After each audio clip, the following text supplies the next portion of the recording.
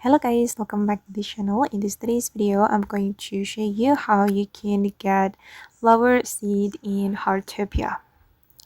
Okay, let's get into it guys. Basically, if you want to get a seed, you need to find Blanc and then you'll be able to buy seeds from her. And to unlock the flower seed, you need to upgrade your hobby level to level 2. You can select hobby and then select the gardening hobby. And you need to have level 2 to unlock the flower seeds.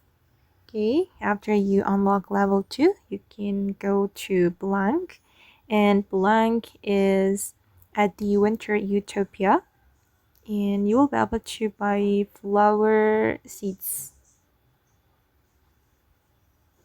Okay guys, and that's how you can get flower seeds in Heartopia. I hope this video will be useful for you. Thank you so much for watching, and see you in the next video.